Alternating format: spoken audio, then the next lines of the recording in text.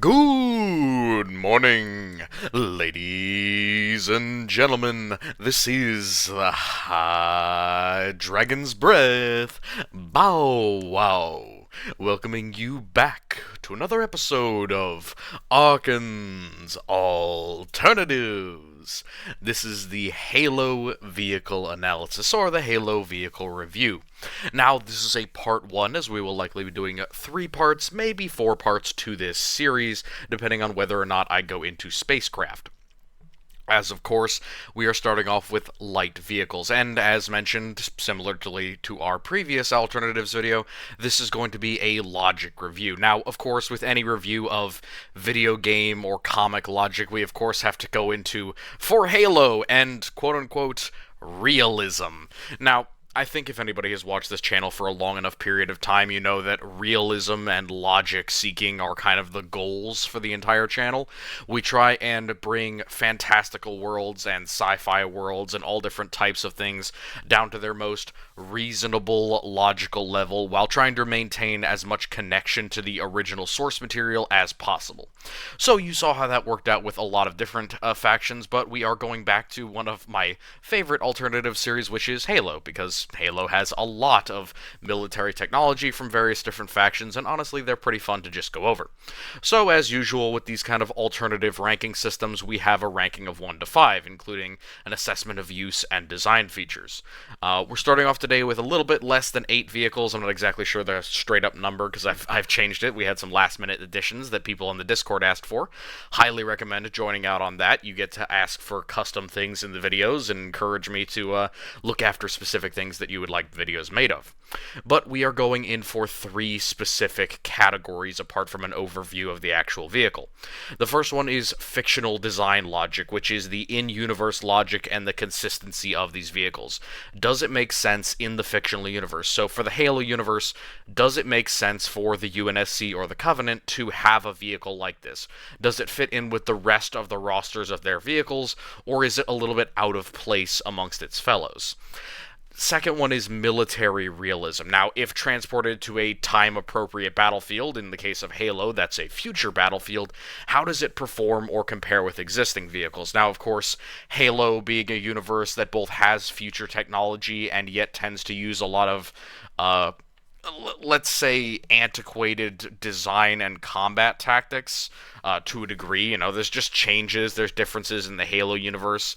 It's very unique, the type of situation that they're in, where they've gone from an anti-terrorist colonial footing to a galactic warfare footing in a very short period of time. So there's a lot of holdovers in their weaponry and technology as it begins to develop more during the Human Covenant War, and then, of course, afterward. But I'll try and put it into context of either the modern day or in the near future. How would Halo vehicles work in real life? And finally, style points. How does it look, and other subjective metrics? One of the big things with style points is how these vehicles either developed over the game series or how they compare to their alternative options in other games. So, how does a Halo Combat Evolved Warthog compare to a Halo 2 Warthog, compare to a Halo 3 Warthog? All of those different things will be taken into account for style points, and occasionally for fictional design logic as well, as I tend to promote certain versions of the vehicles that are either more representative or just outright better representations of the vehicles, depending on what game they are from. So, as mentioned, let's start off strong with the UNSC line of light vehicles. The Warthog, the M12 Force Application Vehicle. And I would just like to say that that's a hilarious name for what is essentially an upgunned Jeep. Force Application Vehicle. Literally a weapon-carrying prime mover and armed high-durability ATV. Now, high durability is really the goal here. It's not really armored. I mean, it has an alloy and ballistic polycarbonate chassis that really works a lot more like a boat chassis in terms of being like a form-fitted plastic and polycarbonate material that is formed, and then the internals, such as the essentially suspension, engine, and the other pieces are attached into that internal structure, the hull of the vehicle, so to speak. But even with that taken into account, the fact that it's not technically armored, it is still very resistant and quite durable. We see many, many times in both the games and honestly in quite a few of the books that the Warthog can survive an unbelievable pounding, mostly due to its design and the fact that it is so light and maneuverable. So it can tank a lot of small arms fire where something like a modern day Jeep or an MRAP might not be able to. Now, that has a lot of different reasons, but it's mostly due to the fact that it is so thick, and a lot of the more vulnerable portions of it, like the engine, are tucked up underneath the hull of the vehicle, so it's a little bit more durable than one would expect for something that's just a high durability ATV. Now, weaponry-wise, it is a force application vehicle. In most militaries, this would be like a standard scout vehicle. For the UNSC, it's actually a primary offensive recon asset, which means that it's armed pretty heavily. Now, the most modern ones from Halo 4 had Gauss weapons, and since Gauss weapons are not universal within Halo, they only started to show up later in the series. I believe the first instance of them was Halo 4, though I'm not sure about Halo Wars and things of that nature. Obviously, humanity has had Gauss weapons, or rather MAC weapons, magnetic linear accelerator weapons, for a long period of time, but it's only late in the Human Covenant War, and of course in the Covenant Civil War, that humanity starts to get more access to Gauss weaponry on a smaller scale. Now, the Gauss Hog is great, but it kind of pales in comparison with what I consider to be the absolute most damaging or most deadly version of the Warthog, and that is the Rocket Hog. Now, there are two different versions of the Rocket Hog. One of them had a particular anti-aircraft missile, kind of similar to a rocket or missile pod. I'm not sure if this was something that was commonly put onto Warthogs, but it was at least able to be put onto a Warthog. But when I talk about the most damaging version of the Hog, it is the one with 6 separate rocket launchers. These are unguided rockets capable of salvoing and then reloading themselves. Again, they're relatively low caliber, but they could fire in full salvos, giving a small, light, all-terrain vehicle the ability to saturate a relatively large area with high explosive and shrapnel. An incredibly deadly weapon that, while not as armor-penetrating as the Gauss weapons, it was certainly an upgrade over the standard weapon. Now, the Vulcan comes in two different versions. There was the 20mm version, which is the standard, and then there were slightly smaller versions that were 12.7 mils. But the standard Vulcan that is on the back of the Warthog is a massive anti-materiel tri-barreled Gatling gun, essentially. Or rather, Gatling cannon, because it's a 20 mil a majority of the time. This has a lot of advantages. For a weapon this light, its recoil is very consistent, it has a very high rate of fire, is quite capable of saturating enemy heavy and medium infantry. Again, you can't really look at humanity during the Alien Covenant War and say that all of their weaponry is custom made to deal with aliens. A vast majority of the technology that humanity has is actually based on the idea of fighting the insurrectionists, so the innies were really the main goal of all of these early designs, and it just happened to have a secondary advantage of being useful against the Covenant. And I think that's really the case with the Vulcan 20mm cannon. I mean, if you want to talk about something that has incredible hitting power for its size, a very high rate of fire, quite sustainable in terms of ammunition on a vehicle of this type, you really can look no further than the Vulcan 20mm. It's a very deadly weapon, and it honestly puts the Warthog very high in terms of the kill power of a light vehicle. We will see very few other light UNSC vehicles with this amount of firepower on them. Crew-wise, the minimum is 2, the maximum is either 5 or 6. Now, of course, in the game, you can only fit 3 people on a Warthog. However, there are also transport variants of the Warthog that can seat an additional 2 people, basically, on either side, so it goes up to 6. In reality, though, I think that it would not be too difficult to have a 5-man crew on the Warthog. 1 person on the back with the gun, 2 people on either side of him, essentially sitting with their legs hanging off the back, and then, of course, the driver and the kind of assistant driver or the side gunner. So, crew of 2 minimum, crew of 5 to 6, depending upon the variant, maximum. Fictional design logic. It's a solid 5.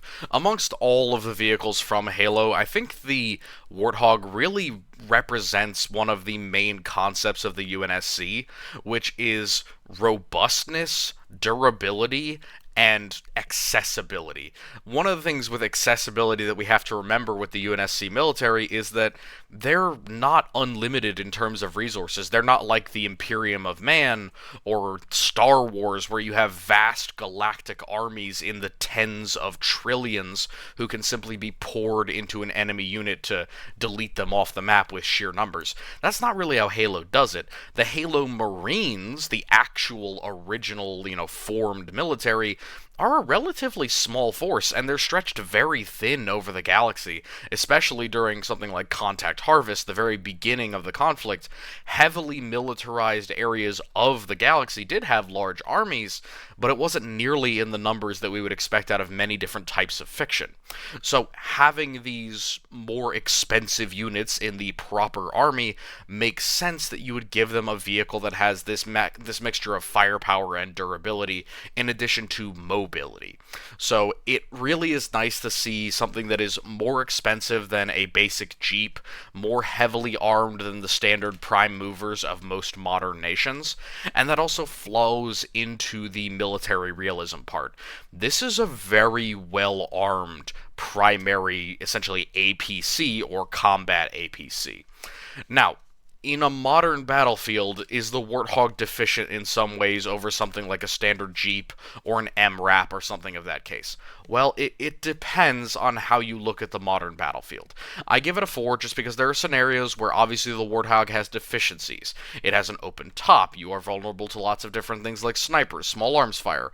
It has no technical armor. The alloy and ballistic polycarbonate material, while resistant to bullets and will prevent any external damage to the chassis of the vehicle, it does also mean that small arms fire will be able to rake and splatter the externals of the vehicle, theoretically damaging it or causing shrapnel to expand off of it. Not to mention, I'm not sure if you're aware, but if you crack into alloys and ballistic polycarbonate, it expands and expends a lot of essentially gaseous carcinogenic material. This is not the case with every single version of this, but I know for a fact that a lot of different materials that we were using during the Cold War, which is where a lot of the technology from Halo is from. I mean, obviously it's futuristic, but some of it is very much based in the late Cold War era. A lot of those materials that they were using, things like Texelite, things like fiberglass, things like polycarbonates, essentially, the early versions of those, if they got shot or cracked and they would especially if they were exposed to heat, where they would begin to put off pieces or little bits of dust into the air. Those were highly carcinogenic, down to the point of being, like, toxic in some cases. So, yeah, I think there would be some concerns if you tried to port it technologically directly from the Halo universe, if you were to make a one-to-one version of the Hog. But of course, I think that the UNSC definitely hasn't left that concept of the bullet holes in the vehicle giving you cancer. I don't think that they've left that completely undealt with. So I think realistically, it's a solid 4. It's got a great anti-infantry and anti-cover weapon, no matter what version of the Warthog you're dealing with. It's very fast. It's incredibly maneuverable.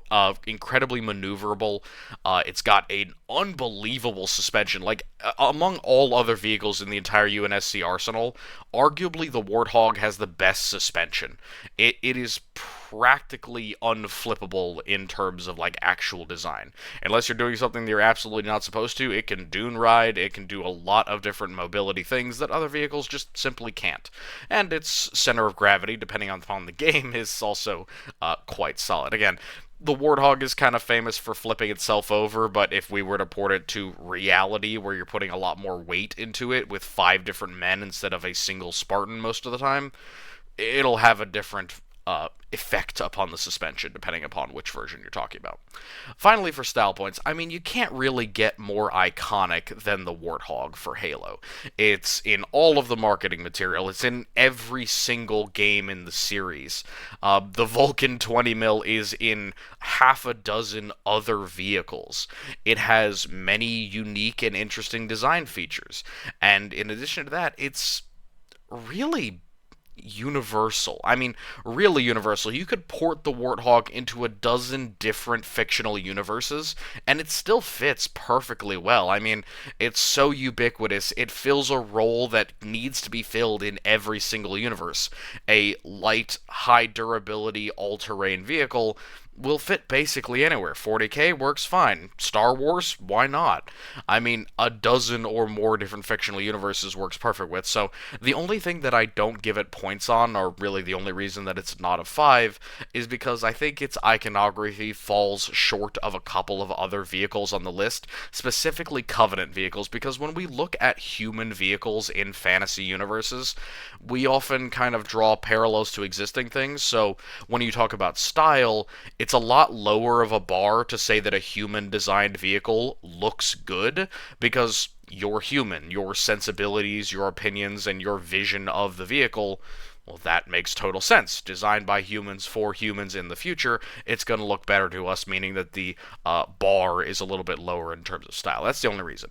The other reason is because, well, I love the little tusks. I love the tusks. They are originally used in Contact Harvest to break Maccabeus' thigh during the very early part of that book, and it's one of the reasons why Tartarus rises to the head of his war pack. So, very good book. Honestly, if you haven't read Contact Harvest, high recommend. It is one of my favorite Halo books.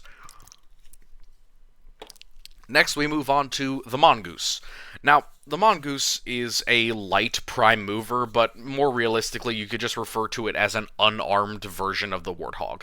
It is not incredibly durable, it's much closer to a very, very overtuned golf cart, and it is completely unarmored for the most part, and what is more interesting, other than a couple of specific versions, it is unarmed. Now, as a light prime mover, or really as a personnel transport vehicle, it has some flaws. Apart from not having any armor, apart from having a totally open cabin, it is, again, unarmed. There is one version of it, I believe in Halo 4 or Halo 3, where you would have a pair of revolving grenade launchers on the front.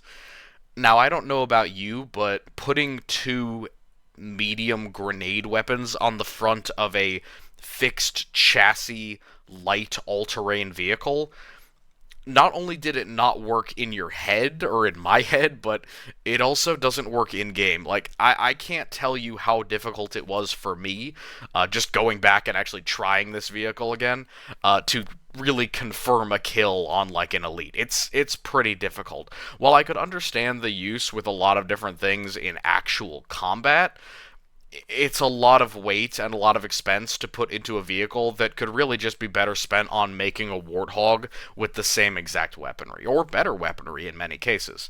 So, again, armor not applicable. Weaponry, it uses personnel weapons, so guys leaning out of the front and back, one of the 2/3 people that could fit on the Mongoose. Again, assuming you're not using Spartans, theoretically you could fit 3 people on the Mongoose, one person sitting on the hood, one person driving, one person in the back, or 2 people sitting on each other's laps in the back. But either way, those people in the back are going to be the only real weaponry, unless it is, again, that mentioned grenade Mongoose. Fictional design, logic-wise, I say it's a 3. The one thing that I don't get about the Mongoose is why it exists when the Warthog is already so prolific.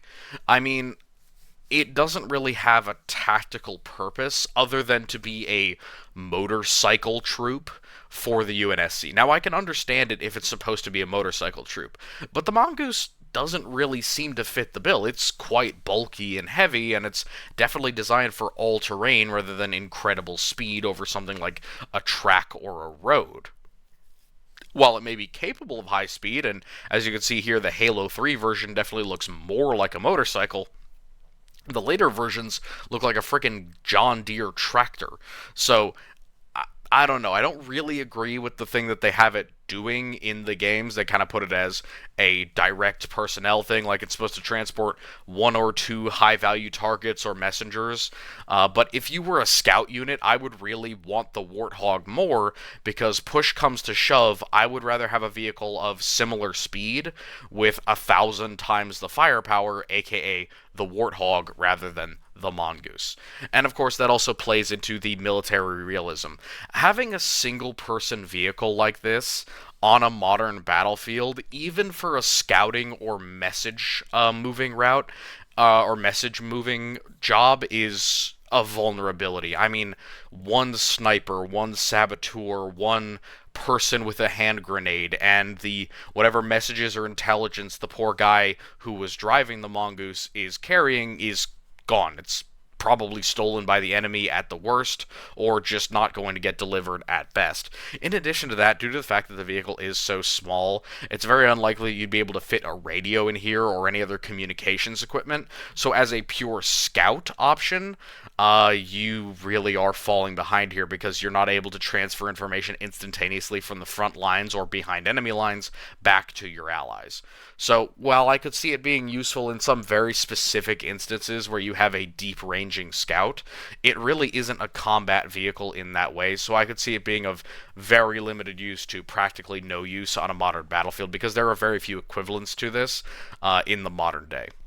Now, style points wise, it's average. I give it a 3. It's definitely unique. I like both the old version, the one that's more motorcycle like, and the John Deere version. I mean, even though it's a tractor, even though in Halo 4 it's a little bit of a moot point to have the mongoose because, I mean, it just makes you go a little bit faster, and let's be honest, you already moon jump around that game, so it's not too hard to just take it slow. But yeah, it's again iconic in kind of the off way that the Warthog is not. It's definitely a lot more iconic if you played multiplayer because those are folks who like to run and gun and who like to group up with friends. Now, if you played cooperative or if you played competitive, I could understand why you have much more love for the mongoose. It's just me who's a big PvE guy and a big campaign guy. I found very, very little use for the mongoose, and like I said, the grenade version of the mongoose was honestly a massive letdown, and it was quite disappointing when I tried to use it because I was like, man, I remember this being a lot better back when I played with it the first time on the Xbox, and now playing out of the Master Chief Collection, I'm like, this thing kind of sucks. So, yeah, just an opinion there, but yeah, I give it an average. Now let's talk about the Wasp. The Wasp is a light attack VTOL jet slash helicopter. It's really more of a VTOL jet. It has multiple different types of weapons. It has personnel weapons, which can be fired from its kind of outrider positions here. It has enough space for 2 to 4 men, 2 inside the cockpit, and 2 on either of the like stub wings on the lower side. It kind of looks like you took a normal helicopter and smashed the back half into the front half, making a large T with a cockpit in front. Not a dig at its design whatsoever. It's actually a pretty cool design. But the other weapons that it has is some anti-aircraft or anti-ground missiles, essentially tracking and homing missiles. In various versions of the game, they're either tracking or homing, or they're just normal, and they act as kind of rockets or guided missiles. And then the other thing it has, which is honestly a lot bigger of a threat for this vehicle, is it has a 20mm chain gun. Essentially the same Vulcan 20mm is on some versions of the Warthog. Now, that's a pretty heavily armed light attack craft. And it makes a lot of sense because the Wasp is actually very, very quick. It can boost, it can get itself accelerated, it can chase down enemy light aircraft like Banshees and absolutely knock them out of the sky. It can menace and threaten larger troop transports, though it's not invulnerable to damage, and honestly, due to its armor being like that craft skin, that aluminum exterior, it's not very durable whatsoever. But it's definitely not bad. It has some level of maneuverability over a lot of its foes. It's just a different type of maneuverability because of the VTOL capability and the fact that it is kind of pushing itself up more than it is pushing itself forward. See, with helicopters, you have blades pushing yourself up, beating the air down around you, and then you have a jet pushing you forward, or you lean forward and use the jet to make you go at an even faster pace. With the Wasp, you have 2 jet engines that are oscillating both beneath and forward. So it's a little bit more complicated as far as how fast this thing can go. You have to give up some altitude in order to gain speed, which is not a bad thing. It's just a difference in how it works. It has a crew of 2 to 4 like we talked about before, and the best statistic or rating that I can give it is in its fictional design logic. Now, again, for the UNSC, for this elite force that has to go around the galaxy and deal with all different types of originally insurrectionist and then eventually Covenant forces, it makes sense to have a light flyer, mostly because the Covenant have so many. I mean, there are a lot of enemies who are going to have access to things that are either weak to light attack craft, like the insurrectionists who really didn't have a lot of aircraft. They were very vulnerable to air attack from complicated forces that had things like night vision. That's often why the insurrectionists would dig themselves into mines, urban areas, deep underground in order to keep them from the aerial superiority of the UNSC. But in addition to that, against the Covenant, you're facing off against an enemy who is as bred for space as the UNSC is. So they have lots of aircrafts. They have lots of different dropships. They have lots of different spacecraft. They have many, many different types of light craft that we'll honestly be talking about later in this video. So it makes a lot of sense from the UNSC perspective. Now, when it comes to military realism, that's where it really takes a hit. These type of light attack craft have severe issues in the modern day. I mean, we always see talk here or there about getting rid of this helicopter or that helicopter, replacing X with Y, but the general trend in the modern day is going from lighter, more versatile, and more expensive systems to more comprehensive and upgradable systems. Essentially going from the WASP architecture to the Pelican architecture while maintaining the same amount of lethality, but with the main goal of increasing speed. And I think that's really where the WASP would be lost in comparison to other similar attack craft, is that it's just going to be slower. It's designed more for the hover, it's designed more for the short burst of speed. It certainly can travel over long distances, but due to the arrangement of its actual thrusters, it's going to have more difficulty with that than a lot of other aircraft will. Even theoretically, in comparison to the Banshee, it's going to be a little bit slower.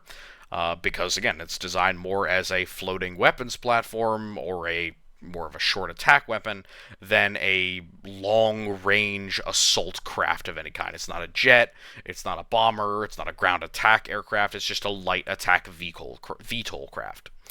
Now, style points, I think I could honestly give this one higher. I mean, there are versions of it that are pretty ugly. I think that the Halo 3 one isn't great, but not only did they give it a facelift in other versions, I think that honestly some of the versions from the earlier games are even better. But yeah, it's not bad, but I give it a 2 just because its design is the big thing that limits its capabilities.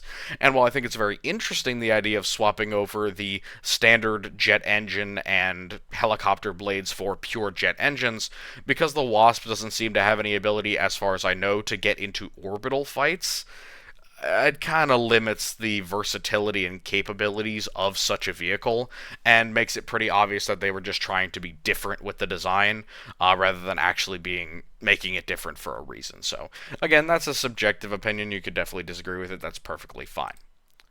But let's move on to some brute vehicles, because let's be honest, who doesn't love the brutes? Me, I don't love the brutes, I love the elites. Let's start with a genuinely storied weapon, the Chopper. The Choppa, the big chainsaw motorbike. Specifically the one from the Barukaza workshop. Now, the brutes have a lot of different vehicle workshops. Essentially, it's just a way to say that between games, different vehicles have different capabilities because they come from a different quote-unquote workshop. In reality, they're just updating the vehicles, which is perfectly reasonable. I think that the Chopper is one of the better brute vehicles. It is an expedient, rapid assault vehicle. Now, why do I say expedient there? Well, it's expedient because it was literally designed out of necessity. Originally created by Lighter Than Some during Contact Harvest. Again, I love Contact Harvest. I've read that book like 6 different times. Gleaned every little piece of lore I can from that one. But because God knows I need more time to read the Halo books. But it was created by Lighter Than Some, supposed to be a plow. Like, that was the original design. It was supposed to be a motorbike-like gravity-lifted vehicle that was supposed to be a peace offering to these clearly agricultural humans. The Jiralhane, the brutes, misunderstanding the Huragok, the engineer's intention, were like, oh, cool, war machines. And so they slapped on some spikers to the side of it and then turned it into a massive chainsaw of a motorbike. However, that original design that was created by Lighter Than Some became pretty popular, with good reason. It's a very simple vehicle, quite basic to construct. Originally, I believe it was made out of two different large agricultural tractors, or possibly a combine. Depends. It's been a while since I read the book, but yeah, probably was a combine or large agricultural tractors that were being carried around Harvest by one of the human ships and then was looted by the Jiralhanae. But these are assault vehicles. They are designed for the aggression and, of course, the natural offensive tenacity of the Brute. They are equipped with two different primary weapons. Again, the original was equipped with just regular spikers and blades. However, every single version has had blades, essentially the two central quote-unquote wheels of the chopper. Again, they call it chopper like it's a motorcycle. There is one frontal wheel and then a gravity drive at the rear. It allows for some very complicated Harley Davidson bike-like maneuvers, which are pretty cool in my opinion. But these blades are really the frontal wheels, and they are best used for two different things. One, they're great for running over infantry and just kind of chewing them up and spitting them out underneath the gravity projector. But the other thing that they're great for is hitting enemy vehicles. Now, I remember there was a lot of fun stuff you could do in Halo 3 where if you hit a chopper straight on into almost any other vehicle, it would either instantly kill it or do a ton of damage to it. But however, if two choppers hit each other, I don't remember if it was like a 50-50 if you both die, or if one of you was like slightly off, it would instantly kill the other person. But yeah, the blades are very effective. They're able to shred and break down enemy vehicles of various types. And the Barukaza version of the chopper is also equipped with 35mm spike cannons. Now, 35mm spike cannons are high explosive spike cannons, which were honestly a massive upgrade to the standard spikers that the Brutes had. They were mostly designed for kind of a semi-armor-piercing, high-explosive shell. They were definitely concussive in the way that something like a lot of different Covenant weapons were, but like the Brute Shot was very similar to this. And it was quite damaging. I mean, devastating to light infantry for sure, but even against other vehicles, it was capable of whittling them down over time, and it was a good alternative to just trying to run people over with this weapon. Now, the armor, for the actual pilot, there's practically no armor at all. However, depending upon the interpretation that you have for the vehicle itself, the hull of the vehicle, the steel bodywork of the casing, did protect the driver as long as you were straight up with your opponent. So if you were against the enemy that was shooting at you, it made most sense to try and direct the vehicle exactly towards them, because that put the mass of those blades between you and any incoming fire, in addition to, of course, putting them in the range and the directional striking range of your bladed vehicle, essentially. So it's a little bit complicated in how you protect yourself with the chopper, but given that by Halo 3 and later on in the series, a lot of Brutes had their own personal protective shielding, there wasn't really any need for heavy armor on the chopper anyway. It only has a crew of one. I don't think that there's any other place that I could reasonably squeeze in another person on the chopper. I mean, the entire front part of it is just a no-go because it's a literal chainsaw coming at you, so nowhere to sit there, and Brutes are not well known for being friendly seat partners, so I wouldn't recommend sitting on one's lap while he tries to operate this vehicle.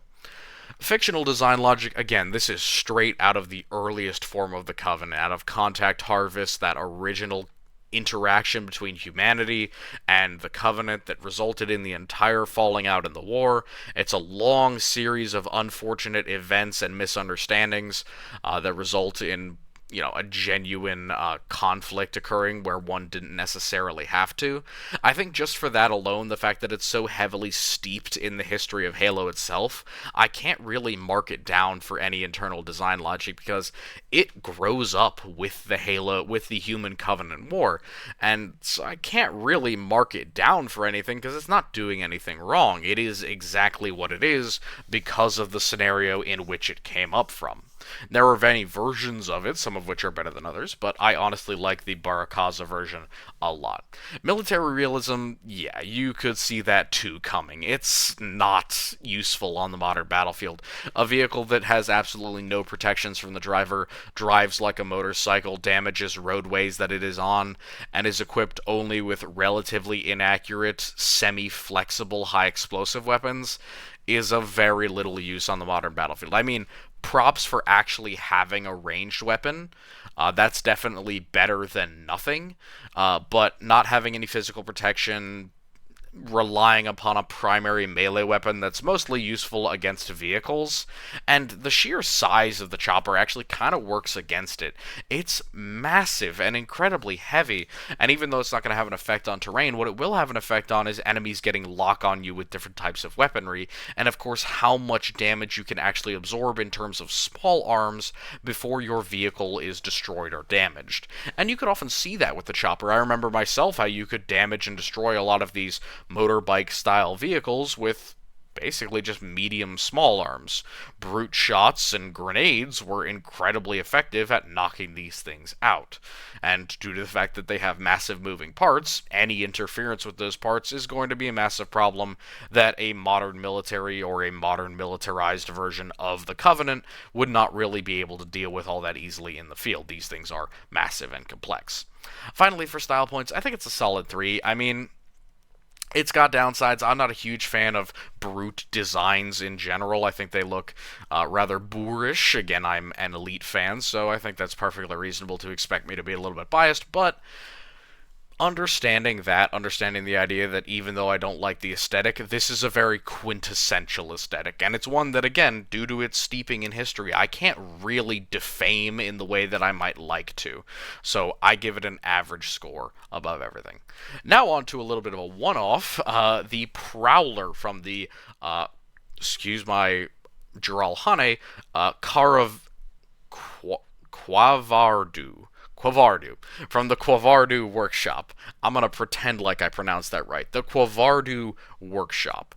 Now, the purpose of this one, it's essentially a sand trawler with skis instead of the bladed tracked wheels of the chopper. It's a very similar design, all told. It is, however, meant for a totally different purpose, which I find very interesting. It is a medium reconnaissance vehicle. Again, almost like a light tank for the brutes. Now, it has a lot of differences. The first one is the inclusion of a genuine Covenant weapon, a shrouded plasma cannon. Now, there's a lot of different ways to interpret plasma in the Halo universe, but it is quite vicious and brutal, and plasma weapons of any caliber above normal are absolutely devastating to both normal humans and to light vehicles. So a single plasma cannon, while it may seem like not a lot of firepower, it is actually quite capable of knocking out other light vehicles, which is why I almost count the Prowler as a light tank more than I count it as like a medium recon vehicle. But in terms of actual pure doctrine for design, it is a medium recon Vic, so we can stick with that. Again, it doesn't really have any protection for anyone other than the quote-unquote primary gunner who sits up in the front of the vehicle. He's protected from the chest downward by the vehicle chassis, but the driver again has practically no protection, again relying upon shields and armor in many cases, but brute armor, of course, is vulnerable depending upon what era we're talking about. If they don't have shields, if the shields that they have are absolutely terrible, having completely vulnerable and open crew quarters is just dangerous, all in all, and not a great idea. However, it has a crew of 2, meaning that it has a gunner and a driver, something that is different from the chopper, and in my opinion, a little better. You have an actual division of labor, somebody to shoot and somebody to drive. Arguably, in my opinion, you could put other people on the side of the Prowler, essentially on these large sled-like protrusions or blades. But since it's not really a thing that you can do in the games, I didn't really feel comfortable just claiming it. I just think, in theory, you could absolutely put, maybe not another brute, but maybe a Kig-Yar with a shield, or possibly a grunt if you added like a handhold. So theoretically, it could hold another 2 guys. But yeah, I don't think it's a necessity given that this is supposed to be a rather light vehicle, and it's also considerably upsized and theoretically up-armed as well, and of course it has an extra crewman on top of the chopper, so while it uses the same architecture, it's just going to be going a little bit slower. It also has more friction with the ground because it doesn't have any wheels and it's just sliding along on its ski-like treads. Now, fictional design logic-wise, this one makes a lot of sense. Now, I only give it a 4 because the chopper is steeped in more history, but really, at the end of the day, what the Kovardu workshop has done is taken the chopper and made it more Covenant standard. Now, what do I mean more Covenant standard? It's taken away the more heavy melee weapon that is favored by the brutes in general, and it's replaced it with a Covenant standard plasma weapon. And now, that does a lot of things both for logistics and also for homogeneity amongst the force in general, but I think that the only real problem I have with this is the fact that it actually like wastes another brute and there's no way to put extra people on it.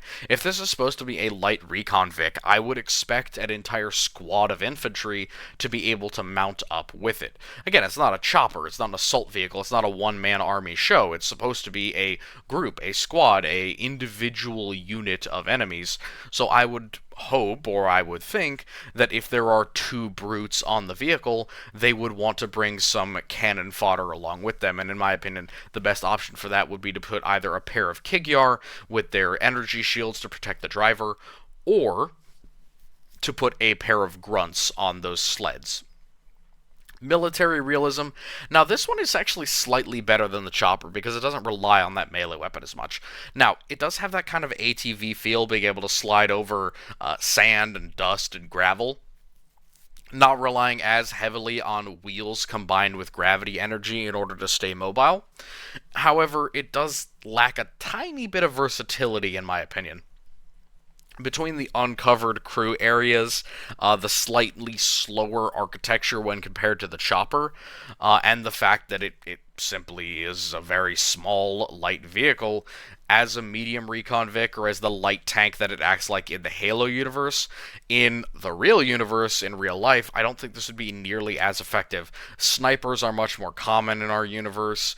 I mean, many different types of anti-tank weapons exist, and this is not heavily armored whatsoever, and the infantry within it are practically unarmored. So I would give it an average. It has some advantages in that it actually has a function in our modern universe, unlike the chopper, but I also give it some natural disadvantages because, of course, it's practically unarmored and unprotected for the infantry within it. Style points, I give it a 2. I do not like the Prowler whatsoever. I don't like the skis. I don't really like the fact that it uses a plasma weapon instead of a more traditional brute weapon. In my opinion, I think it would have looked or really functioned a lot better if it used a brute shot with infinite ammo, essentially giving you the ability to fire a semi-automatic grenade launcher out of it. That would have given it more anti-armor punch and anti-medium vehicle punch, again making it act more like a medium tank. And of course, the natural disadvantage of this thing is that in order to take it out, and in order to kill the people within it, you actually need to deal a lot of damage to the vehicle. So even within the games, this was kind of hard to board and to get into because you kind of had to kill the gunner and then board the driver, and that would probably deal a lot of damage to the vehicle, making it very hard to honestly get a Prowler that wasn't already half dead. So that was my big complaint, is that this is really hard to get in the games, in my experience, unless it came pristine at the very beginning of a chapter.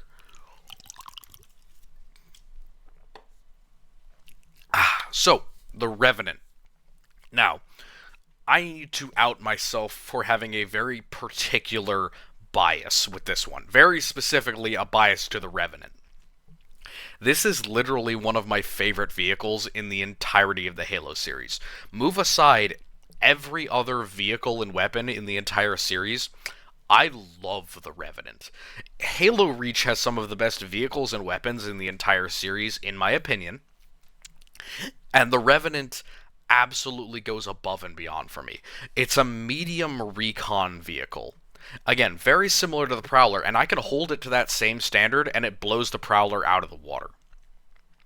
Its main weapon is a plasma mortar. Now, if you're not aware, there are only a few weapons within the Covenant armory that have access to the plasma mortar title. And those are weapons on the Wraith, some of the plasma sling weapons on aircraft, and then some of the very, very heavy weapons on spacecraft. This means that it is a medium reconnaissance vehicle that has practically a self-propelled gun as a weapon. And it is not slow, not cumbersome, not vulnerable. Again, this is not a brute design. It has a nano-laminate bodywork, and that nano-laminate bodywork is not just for show. It has its own, essentially designated force shield or protection, not to mention that the actual user of the vehicle is almost always an elite with their own shielding. So the normal issues that I would have with the brutes of them being unarmored, unshielded, or at least poorly shielded, goes out of the window with the Revenant. They are always armored, the vehicle is armored and shielded, the nano-laminate is very tough, quite durable, and it's equipped with a weapon practically 3 times its true, level in terms of firepower at this size. As a medium recon vehicle, it is equipped with a weapon that would be more at home on a light or strike aircraft or a tank. And it's absolutely deadly. The plasma mortar from the Revenant not only can act as a mortar, but it can act in direct action mode as a tank gun. And it's brutal in that effect. It explodes, it has quite a decent damage spread, it damages both vehicles and infantry, and it shoots disgustingly quickly. I mean, if you compare it to a Wraith, it shoots way, way quicker. And due to the fact that it also has incredible speed, practically being very close in speed to a Ghost, which is one of the quickest vehicles on this entire list, yeah, it's disgustingly powerful. It has a crew of 2. Again, theoretically, I think you could fit a third person on just behind the plasma mortar. Not that they would be controlling it, just that they would essentially be hanging on and then being able to use their personnel weapons. But even without that, you could still fit 2 people on it. Fictional design logic-wise, 5. Obvious 5. Same thing with style points. Obvious 5. This is a vehicle that was coming around at probably what you could argue is the height of the Covenant's victory over humanity.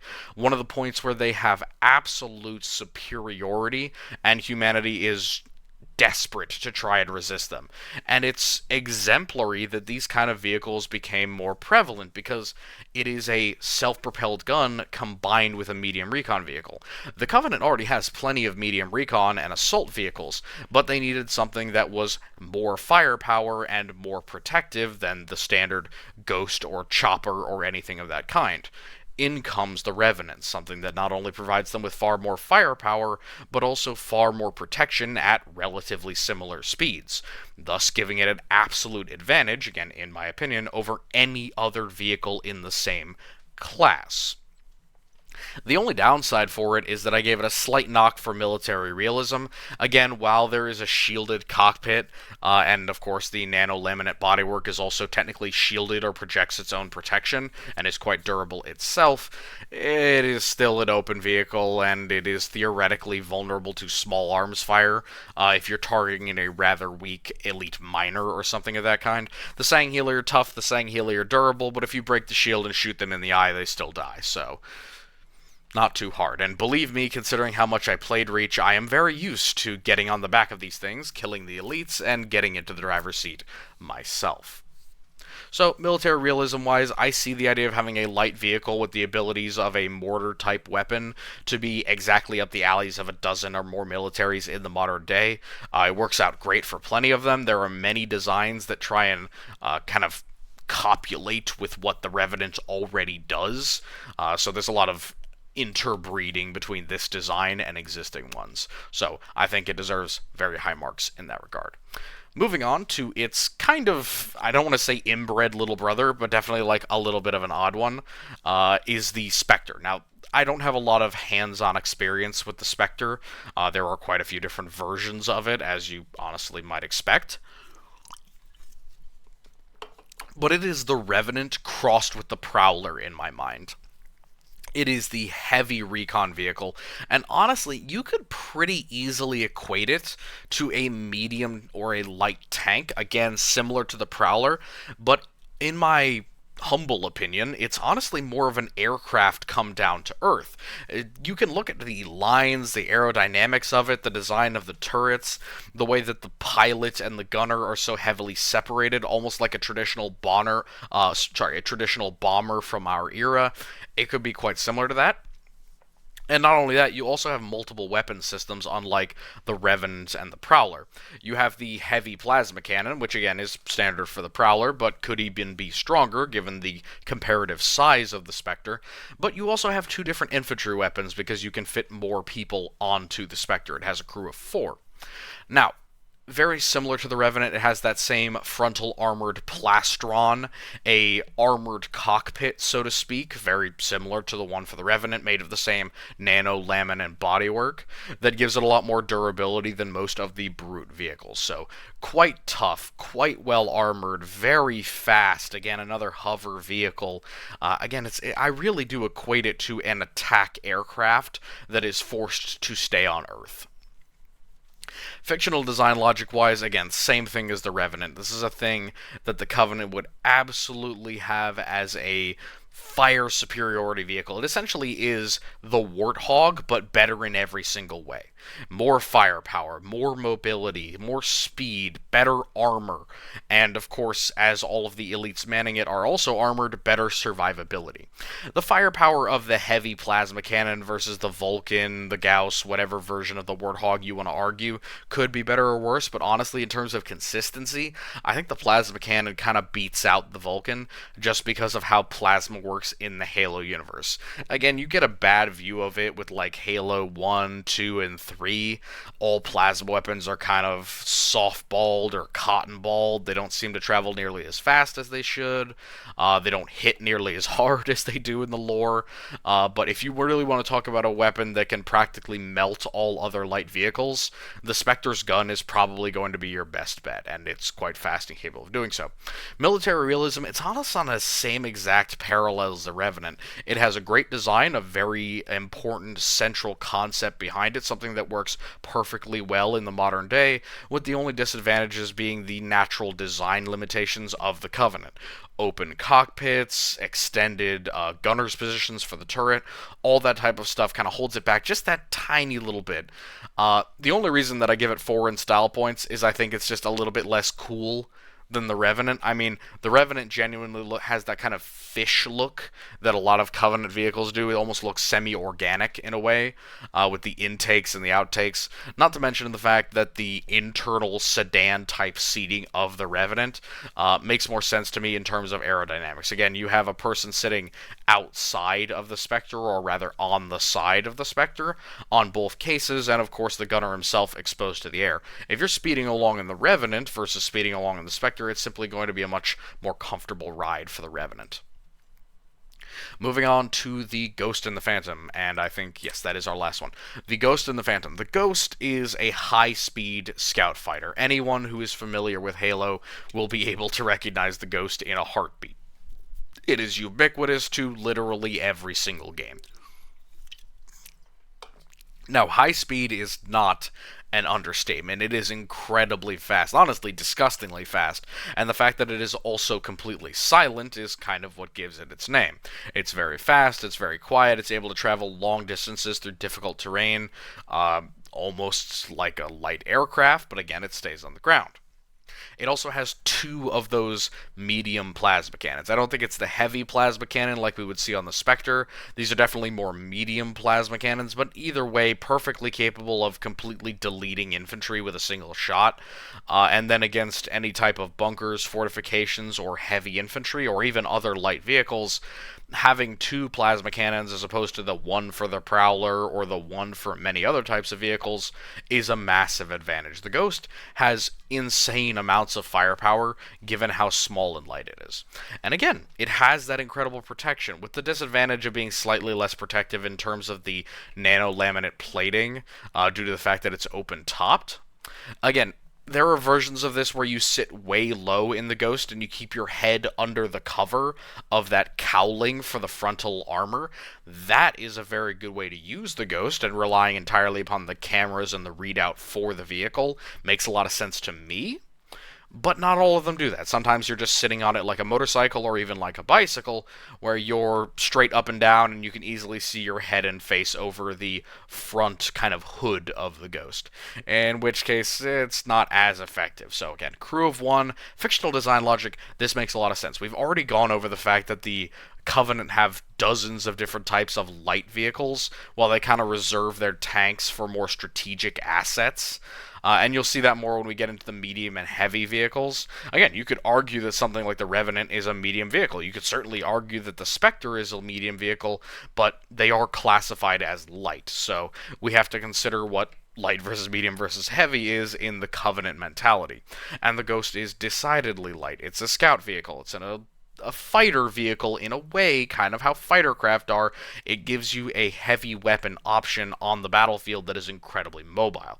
Now, for the Covenant, who often have difficulty with setting up those type of defenses ahead of time, they are often on the aggressive, on the assault, and they don't have a lot of easy ways to transport heavy weapons around the battlefield. Again, prime movers are pretty limited, and they're usually specially equipped to troops rather than given over to actual true logistics in many cases.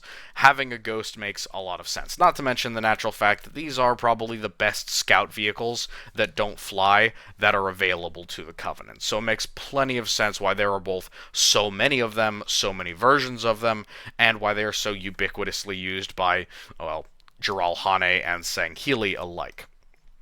Military realism, however, I give it a solid 3. I really was torn on the Ghost because if you were to bring it into the modern day battlefield, it has so much firepower for a light vehicle, right? I mean, plasma cannons, dual, fully automatic plasma cannons, that's a lot of firepower.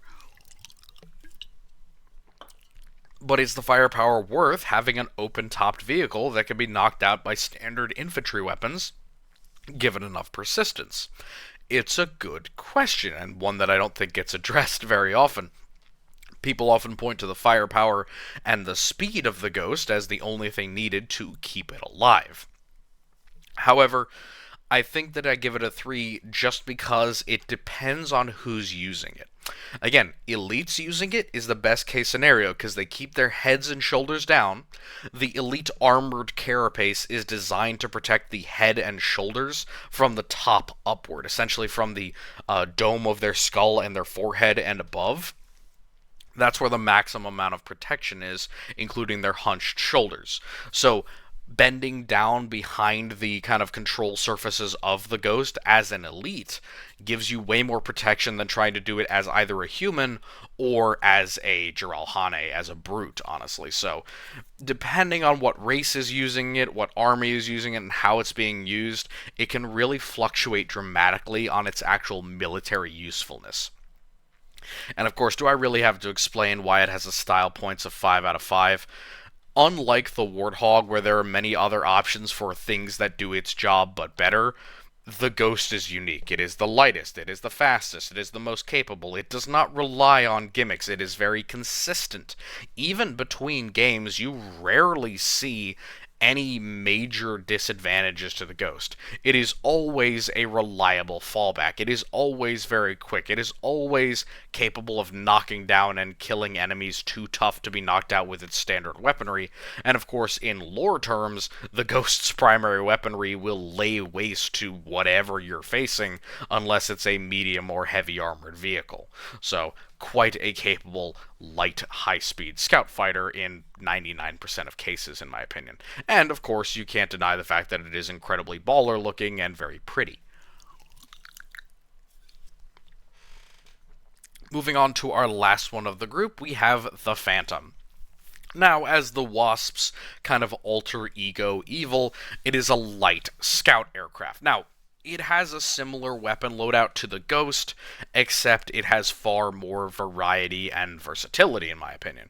It has those paired plasma cannons that are, pretty much analogous to the ones on the Ghost, but it is also equipped with various different types of sub-weaponry. Now, there are some that just have the plasma cannons, and that's perfectly fine. Those would be the lightest of scout aircraft. There are others that have much heavier weapons, whether it be beam weapons of some kind. There are many that have fuel cannons, fuel rod guns. In my opinion, this gives them a bit more attacking power, especially for a ground attack role. But it's still not enough, in my opinion, to really give them an anti-aircraft label, especially because of how relatively slow the Phantom can be at times. It makes up for that in the fact that it can go into space and it can protect its user against the vacuum of space. Again, how well it does that, or whether it's doing that, or the armor that's around the Elite or Spartan is doing that, is not exactly clear. But relevant or not, the thin nano laminate plating of the Phantom does give it the ability to do a lot of things that the Wasp cannot, or rather the Hornet cannot. In addition to that extra firepower, it has insane maneuverability, and with its crew of one kind of lying down in this coffin-like superstructure, it makes a lot of sense for the Covenant to have this. In a faction that, again, relies very heavily on space, upon aircraft, upon heavy transit craft, it makes a lot of sense, given the fact that they don't have helicopters, that they have a ultralight, in terms of spacecraft, ultralight scout and escort aircraft. Now, something that has this amount of firepower, this amount of maneuverability, and the relative speed, the game speed of the Phantom and the actual speed of the Phantom are so dramatically different that I don't even want to compare them, because the idea that the Phantom in the games can go into orbit is completely ridiculous given their speed, but their maneuverability really increases in air, essentially. When they're breathing air versus breathing void, there seems to be a very different, or a markedly different, interpretation of their mobility and speed. So, in terms of the Covenant, where they're constantly having to escort a lot of larger, less armed vehicles, like their heavy troop transports and also their spacecraft, to the ground, and they want to keep their heavier fighters and bombers for other jobs, like air superiority, the Phantom works in perfectly. It is a great medium support asset, very similar to the Ghost as a Johnny-on-the-spot workhorse for a lot of different purposes, which is why it gets a fictional design logic of 5. Military realism, honestly, of 4. If we, in the modern day, had a vehicle that could go into space, re-enter the atmosphere, chase around enemies at high speed, and of course, more importantly, provide military air support to various different units while hovering around the area, that didn't have to rely on the same limitations as VTOL or helicopter aircraft, I feel like a lot of militaries would jump at the Phantom just as a concept. Again, it relies heavily on anti-grav and that type of motor, so something that we can't do in our modern day, and whether or not it would function correctly, or whether it would be an improvement over genuine VTOL jets.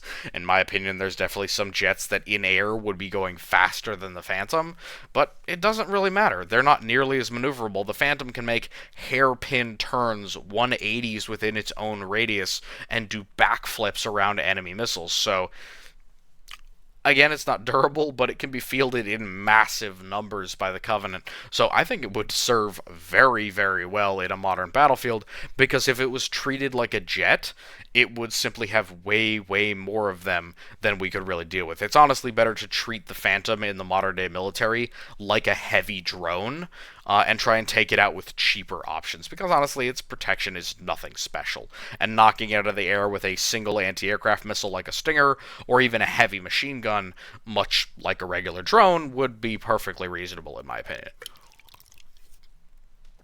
That doesn't mean it isn't useful. Again, realism score of 4. Style points of 5. I have yet to see a version of the Phantom that I didn't like.